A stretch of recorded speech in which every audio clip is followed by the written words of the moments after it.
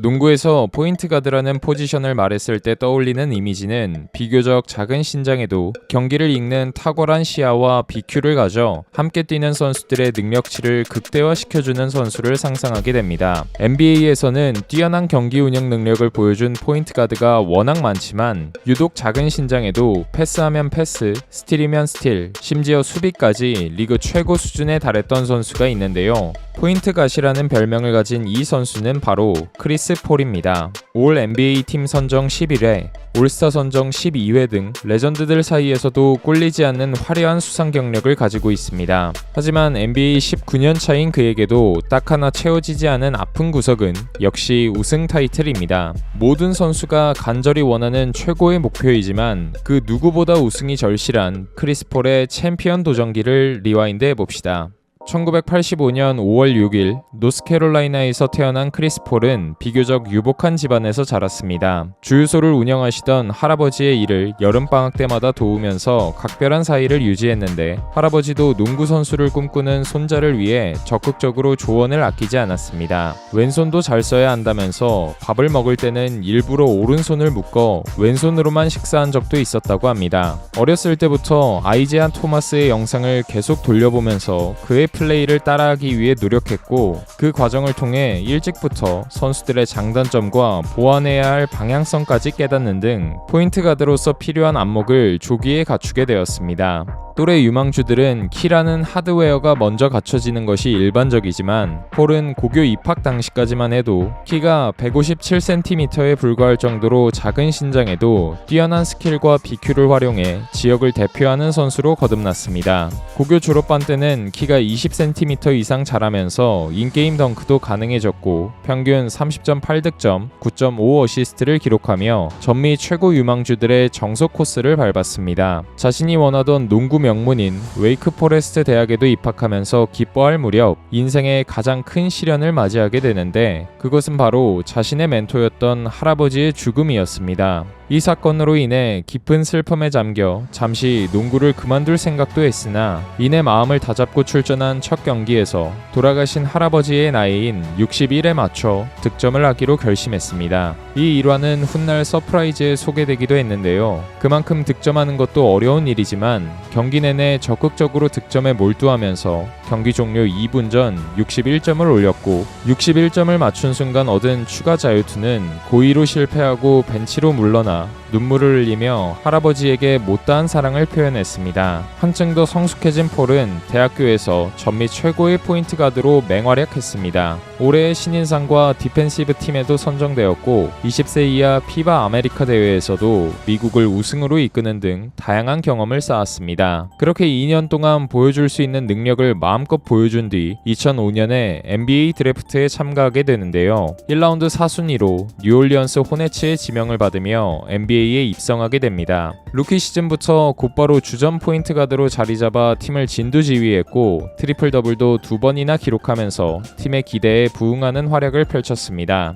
그 중에서도 올랜도의 수문장 드와이트 하워드를 제끼고 덩크를 꽂는 장면이 단연 백미였습니다. 신인상을 차지하고 나서 소포모어 시즌은 부상으로 잠시 주춤했으나 3년차 시즌에 폴을 위한 한상 차림같이 든든한 스쿼드가 갖춰지자 시너지를 제대로 발휘하기 시작했는데요. 타이슨 챈들러, 데이비드 웨스트, 스토야코비치까지 빅맨들에게 날개를 달아주면서 뉴올리언스의 성적도 덩달아 수직 상승했습니다. 시즌 막판까지 LA 레이커스와 서부 1위 자리를 놓고 경쟁할 정도로 돌풍이 거셌고 돌풍의 핵이었던 폴은 커리어 첫 올스타 선발, 어시스트 스틸왕에 이어 정규 시즌 MVP까지도 수상할 뻔했으나 아쉽게 4점 차이로 코비에게 밀리며 불발되었습니다.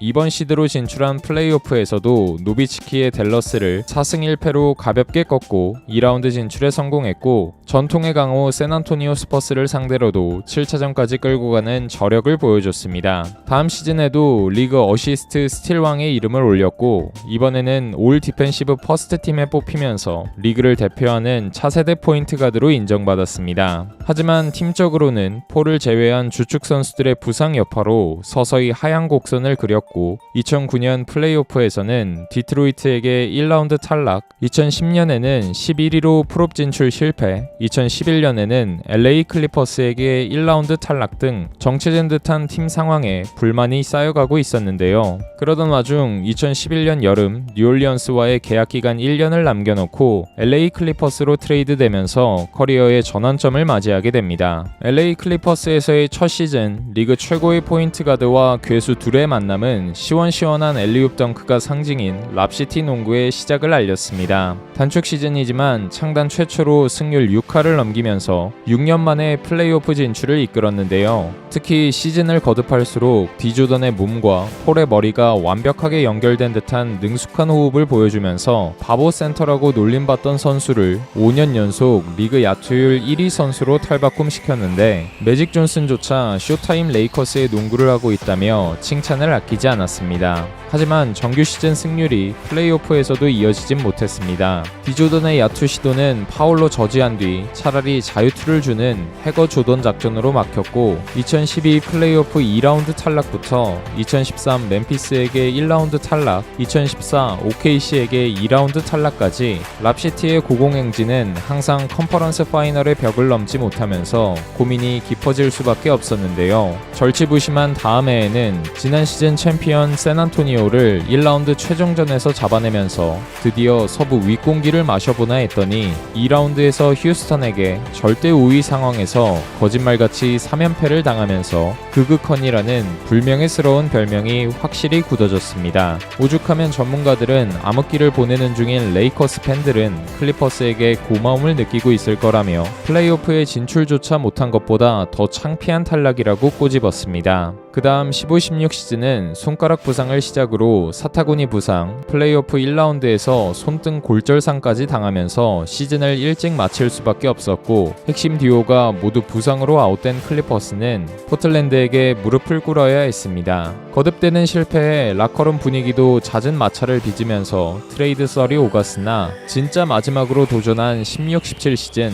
최종 51승 31패를 기록해 서부 컨퍼런스 4위로 상위 시드 사수에는 성공했는데요. 하지만 이번에도 과학은 피해갈 수 없었습니다. 득점 1옵션 그리핀이 3차전에서 또 부상으로 아웃되는 악재가 닥쳤고 폴이 고독한 에이스로 고군분투하면서 원정 승리를 견인했으나 결국 7차전에서 방전되면서 2년 연속 1라운드 탈락으로 물러나야 했습니다. 역대 최고의 포인트 가드 중 한 명으로 꼽히지만 무릎 부상 이후 폴의 운동 능력도 상당히 감소한 상태에서 우승을 노리기에는 고투가이가 없었고 2017년 여름 득점 기계 제임스 하든이 있는 휴스턴 로켓츠로 트레이드되어 세 번째 챕터를 열게 됩니다. NBA 역사상 선수 한 명을 얻기 위해 가장 많은 선수를 넘겨준 휴스턴은 리그 최고의 플레이메이커 2명을 주축으로 호기롭게 17-18 시즌을 시작했고 실제로 12월까지 폴이 출전한 경기에서 휴스턴은 전승을 기록하면서 서부 컨퍼런스 정상에서 독주했습니다. 폴은 롱투 비중을 줄이고 3점 시도를 늘리면서 빠르게 팀 전술에 녹아들었고 주특기인 안정적인 경기 운영에 힘입어 하든은 MVP답게 압도적인 화력쇼에 집중할 수 있었습니다. 독보적인 페이스로 달리다가 1월에는 폴과 하든이 번갈아가며 부상을 입어 잠시 연승이 끊겼는데요. 특히 복귀 후 치른 친정팀과의 첫 원정 경기는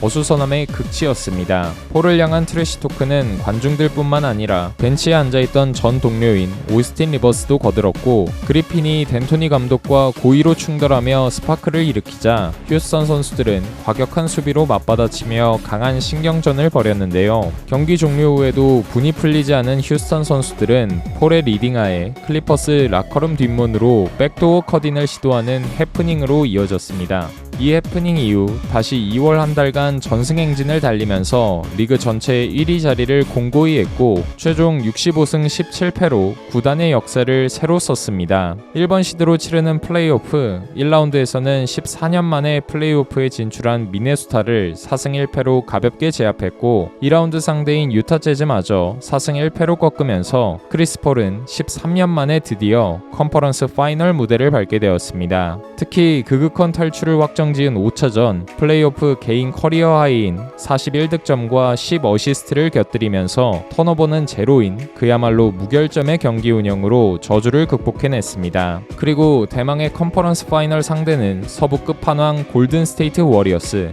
창과 창의 치열한 대결에서 서로 1승씩 나눠 가지다가 5차전 전반전에 부진했던 폴은 3쿼터부터 화끈한 슛감을 보여주면서 18득점을 몰아쳤는데 커리와의 매치업에서 샤클락에 쫓기는 터프한 3점을 꽂아 넣은 뒤 커리의 시그니처 어깨춤을 시전하는 최고의 명장면을 만들어냈습니다. 덕분에 경기도 승리하면서 3승 2패의 유리한 위치를 잡았으나 경기 종료 1분을 남기고 레이업을 시도하던 폴이 햄스트링 부상으로 쓰러졌습니다.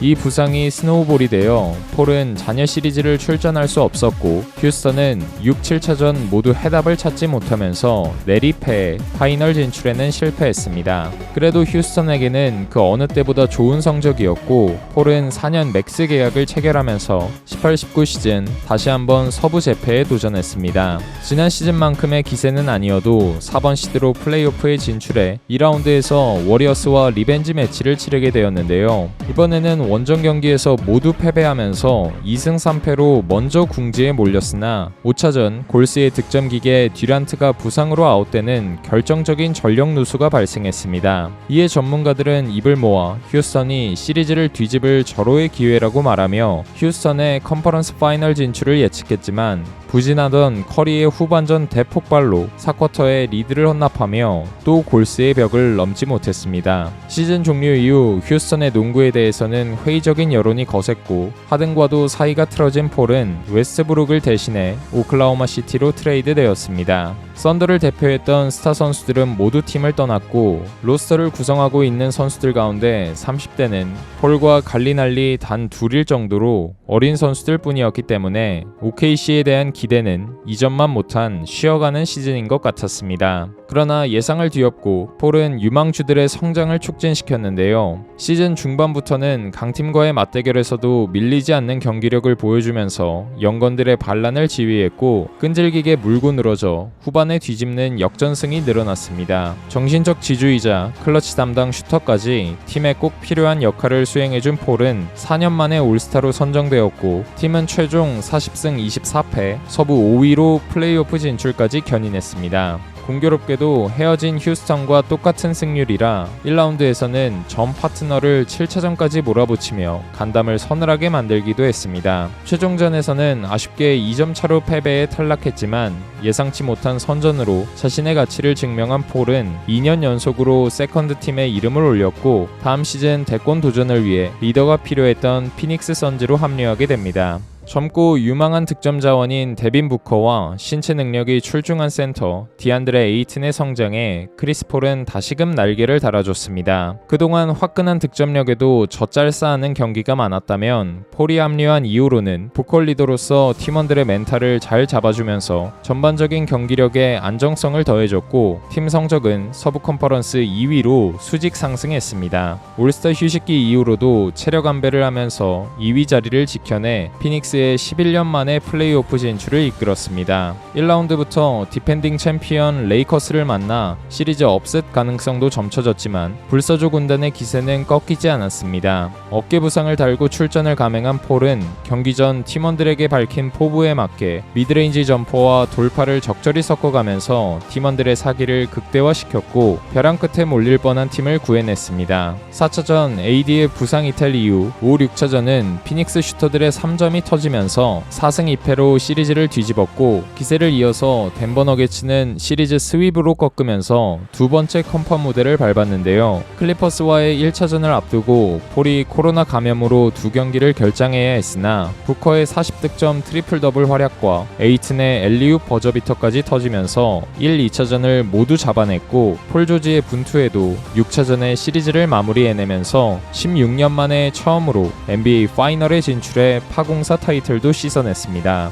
파이널을 앞두곤 할아버지에게 아직 4경기 남았어요 라는 글을 남기면서 우승에 매진한 그는 1, 2차전 경기 운영뿐만 아니라 내외각을 가리지 않는 고감도 슈팅 감각을 선보이며 2승을 선취했는데요. 하지만 3차전부터는 부커와 폴의 부진과 에이튼의 파울 트러블 이슈까지 겹치면서 연패 수렁에 빠졌고 결국 내리 4연패를 당하면서 준우승에 만족해야 했습니다. 가장 우승에 목말라 있는 폴에게는 더욱 아쉬운 패배였지만 이번에도 합류하자마자 고무적인 성과를 내줬기에 오프시즌 4년 재계약을 맺으며 피닉스와 함께 다음 시즌에도 우승을 위한 도전을 이어갔습니다. 그 결과 2-1-2 시즌에는 프랜차이즈 최다 연승 기록과 창단 최고 승률을 찍으면서 리그 전체 1위로 압도적인 정규 시즌을 보냈는데요. 그러나 플레이오프 2라운드에서 댈러스가 크리스 폴을 사이즈로 집요하게 공략하는 경기 운영을 들고 나왔을 때 대처 방법을 찾아내지 못했고 6차전과 7차전 치욕적인 대패를 당하면서 용두사미 시즌으로 막을 내렸습니다. 다음 시즌에는 리그 최고의 스코어러 케빈 듀란트가 합류해 프랜차이즈 최고의 라인업을 꾸렸으나 이번에는 플레이오프 2라운드 부상 이슈로 아웃되었고